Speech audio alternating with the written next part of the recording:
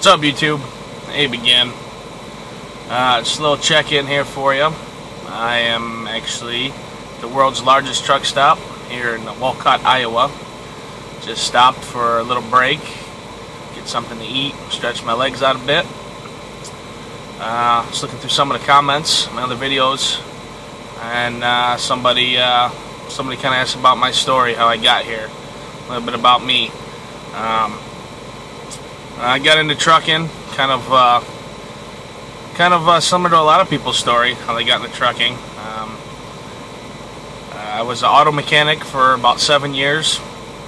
The economy took a real crap, and wrenching just wasn't what it once was when I first got into it, and I knew I had to do something. So I started researching trucking.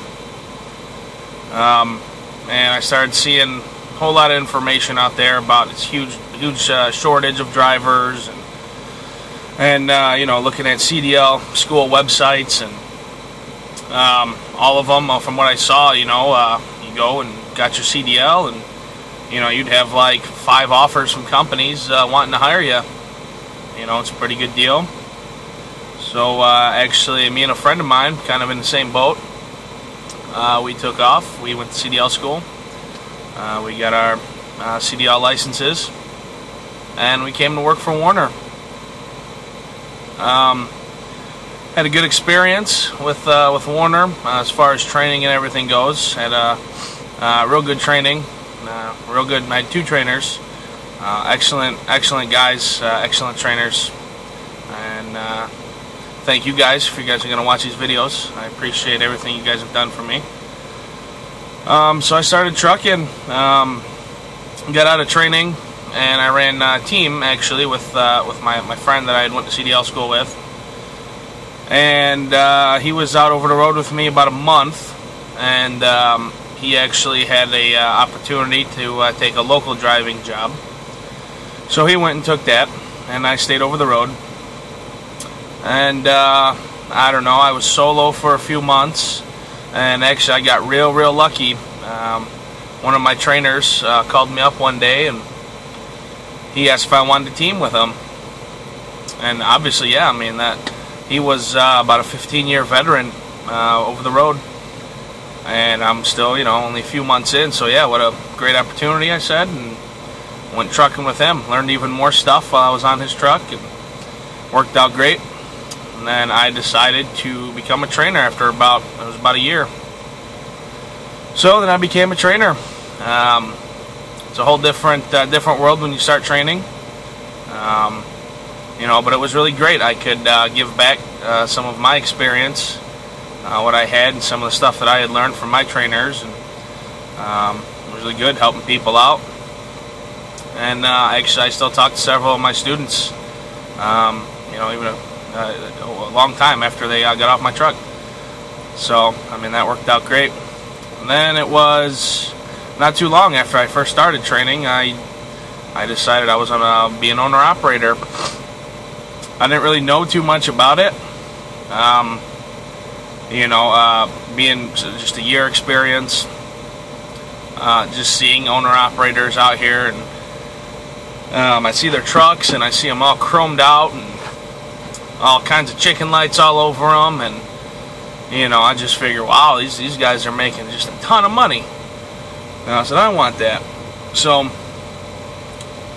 I went and talked to our fleet sales, and went through the credit process and everything, and got approved for a truck. And that's when I bought my first truck, that Peterbilt that I mentioned in the last video. Drove that for, I don't know, about a year and a half, year and 4 months, something like that. Trained in that consistently. And the way the program here at Werner works is you have your normal payment, and you have to pay certain cents per mile for every mile you run. And I didn't like that at first, but that process gets the truck paid off extremely fast. And truck was almost paid off when I had traded it in for this one. Just after, you know, it was about a year and 4 months. So I'm thinking probably about a year and a half, maybe a little over a year and a half, I could have had that truck completely paid off.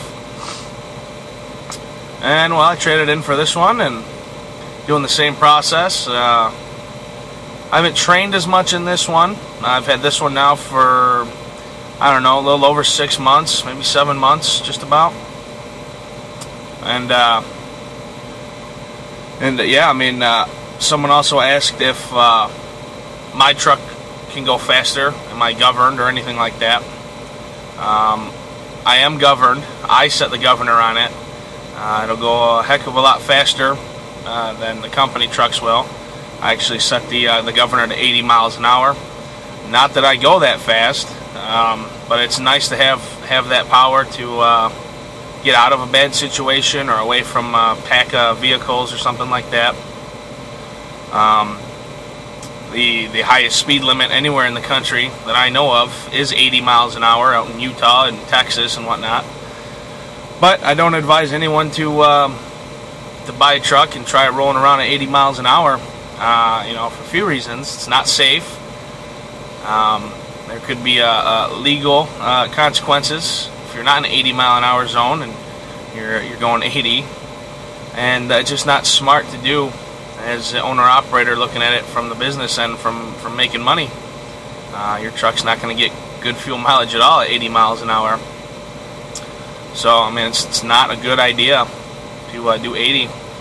And, yeah, honestly, my average cruising speed is 62, right there with the company trucks. The slower you go, the better fuel mileage you're going to get. I mean, I kind of try to model what I do after these big companies out here. I mean, they're not stupid.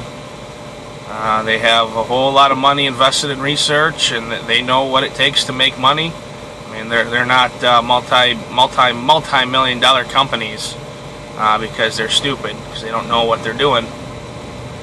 So, like I said, that's a huge factor in how I operate out here, is getting good fuel mileage and making the most money off of every mile instead of trying to run the most miles as I can. So yeah, to answer that question is, yeah, I can go fast. You know, I could change things around on the truck. For instance, I bought the truck, it was an 8-speed. I had it converted over to a 13-speed, which is a really simple process. It's just a couple airlines and a shift knob. That's all you change. It's a cool thing how Warner ordered their trucks. They were easily converted over to a 13-speed if it was an 8, or the 8 to automatic 9-speed. So that was awesome. And yeah, the 13-speed's great. I mean, it's so much easier to progressive shift and easier on the hills and stuff. You get better fuel mileage with it.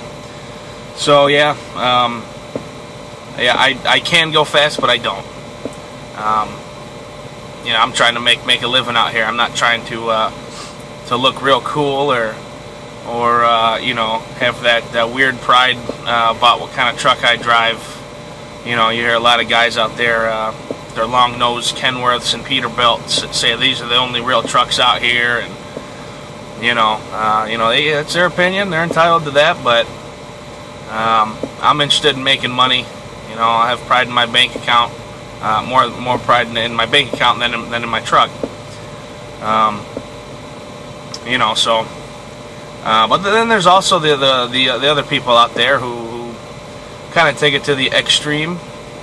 They want to ride around at 55 miles an hour, and you know, invest in super singles and get those mud flaps that look like fly swatters, and you know, put a whole lot of money into their truck to get the best fuel mileage possible. Which, I mean, they're right about it. I mean, they are improving their fuel mileage, but I think that's also the other extreme of those guys with the long-nosed Peterbilts and what have you.